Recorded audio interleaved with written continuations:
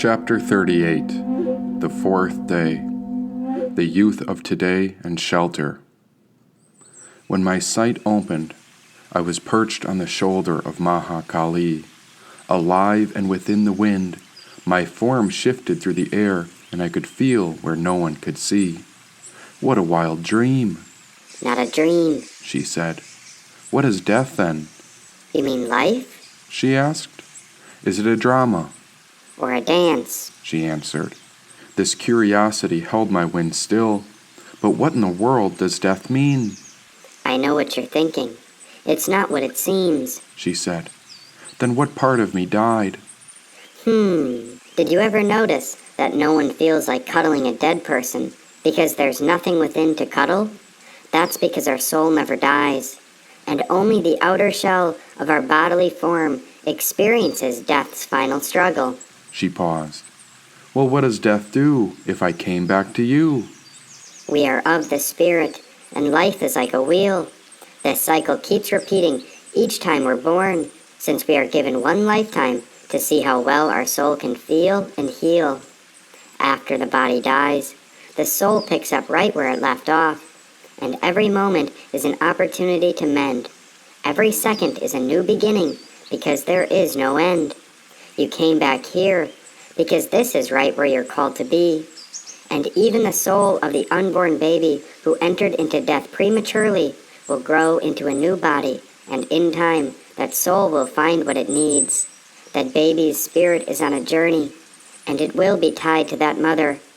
Oh, I'm afraid the woman who put that child down will have to heal what happened with that abusive lover.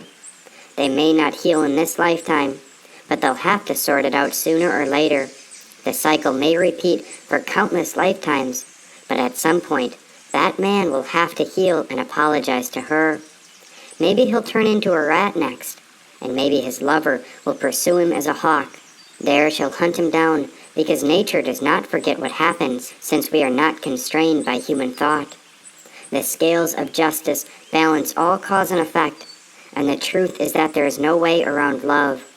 Only healing comes next, and so we must make up for all the pain we've caused. Otherwise, the suffering builds up and pulls the spirit into lower forms, and whoever is not growing to heal our spirit will have to answer to Rudra's storm. Every bodily form reflects a soul's past choices, and the soul's next life is not up to me, but rather I am here as a mediator, as I'm here to set the soul free, said Mahakali. It was all so strange, because as I was floating about, I reflected on my past life as Levi, and once I recalled that journey, I was able to release all my heavy clout. And what can you tell me about past lives? Why can't we remember how or where we've lived? Shouldn't we remember what we did in the past? That way the journey of the soul will feel more collaborative. Past lives are an impression, but the point is to be here now. A past life is a single stitch on a grand tapestry, and so each life weaves us together in a way the individual would never know how. The soul is routed along a journey. There we are all tied together, and those twists and turns reunite us with our ancestors, who are our infinite sisters and brothers. Since the soul is of the source, we are not separate from the one. We are like brilliant rays of light shining from God's eternal sun, she said. O Mahakali the Just, can you help me understand why I'm living in this wind-like form? Is it due to my past mistakes and vices? Please tell me why I bear such a heavy storm. Learn to be where you are. Know there are no mistakes. Even the cockroach that hides from the sun is living out its own karmic fate.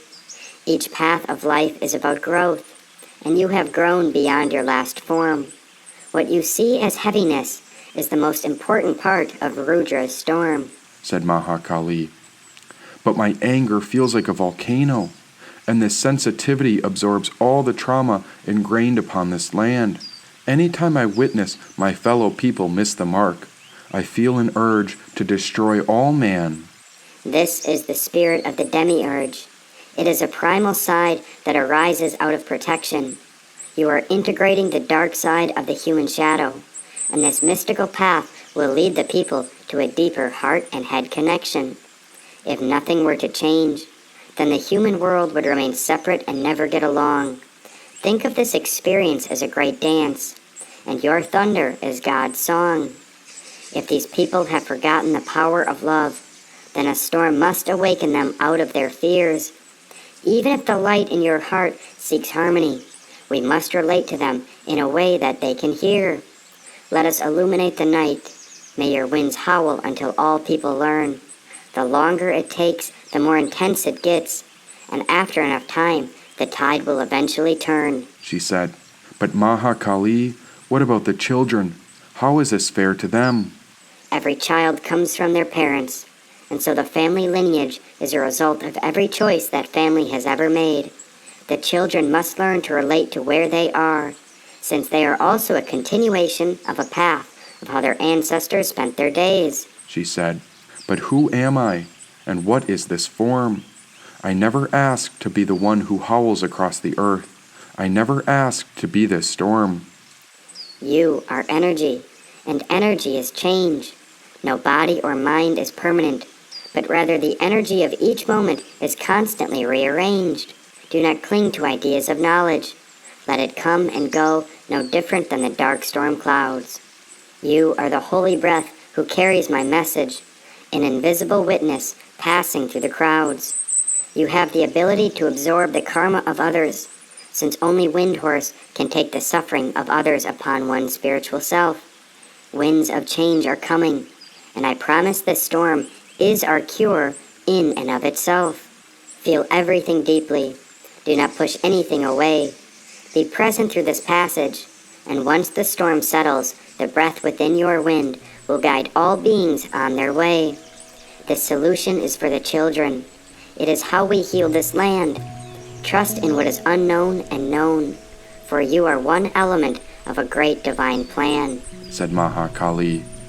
You speak of healing, yet so many of these people, creatures, and animals live in terror and pain. The more I feel, the more our skies cry with rain. There must be an easier path.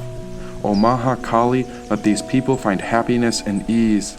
Give us a sign that this dark storm will pass. Guide us so all creatures and people of earth will still believe. You ask for a sign? Yet there are infinite reasons to have faith. Don't you see that in order to help these people, the cycle of their suffering must first break? Said Mahakali. But what about gentleness and love? And what about justice and truth? But what happens if my storm destroys their shelters? And what happens if this storm liberates our youth? She said. Well, it's so sad to see our good qualities gradually slipping away and fading. And we better act quick, because I'm getting sick of how much it's becoming degrading. In this age when everything's falling apart, do you think I'm crazy for not wanting to take part? When morality is defeated, compassion deleted, all in the name of our desire? And we've got to be blind, we're just losing our minds. If we can't see this world's on fire, we've got to disengage. Can't you see this age? Dragging us down to the ground. We've got to disengage. And I think it's sad that our society's gone mad, possessed by taking more than we need, and our motivation's a sad situation because it's fueled by anger, envy, and greed. And if the world is on fire, then be the rain who puts the blaze out. Be the reason the suffering ceases. Be my wild howler who sets the people on the divine route. This world is heaven, but each person thinks they're the center of it all. These people are so tiny, yet it is their giant egos that created the beginning of humanity's downfall. Take a look through my lens, dear friend. These people are going to break if we don't bend. And is it too late to make amends? No. This new beginning requires that the old ways must end, said Mahakali. It's so easy to judge people by the way they seem to be, and we must overcome this problem of selfishness so that all can live a life peacefully. Then break down the walls, she said. Yes, we'll break down the walls. Look beyond the fashion or the crowd that they are in. Look beyond appearance and the truth you will find. Look for what's inside before you make up your mind. Break down the walls. We'll break down the walls. Look at what's coming, because soon that tower will fall. said Mahakali. There's a war in the day, no peace at night. There's blood on the hands of man, yet they don't sympathize. The meat eater kills the cows. They depersonalize to justify, focused on their own lust while the helpless die. And it's ironic how we cry for world peace, but the violence won't decrease unless the murders cease. Look and understand in the slaughterhouse who's really the beast, and I must demand that the innocent be released. Well, I've tried the best I can. I've tried to understand. Civilized man, so-called civilized man. Yes, I've tried the best I can, but who can understand this civilized man? Guilt-free so-called morality. Oh, these leaders are lost in fallacy. Now you understand that so-called civilized man has gone blind. I have come to answer their prayers, and just as you asked, I will give these beings a sign. Go to where criminals and sinners gather. There at the top of their temple, you will find one divine sword. It has been stuck in their temple for ages. Go find the just man, and he will provide the sign you're looking for. It is said that when we are determined, we find, but only when we are desperate do we discover. Like a diamond being formed, this path is the big squeeze that applies the perfect liberating pressure. No man alone has the strength to wield this weapon, yet only the mighty wind holds Aphrodite's key.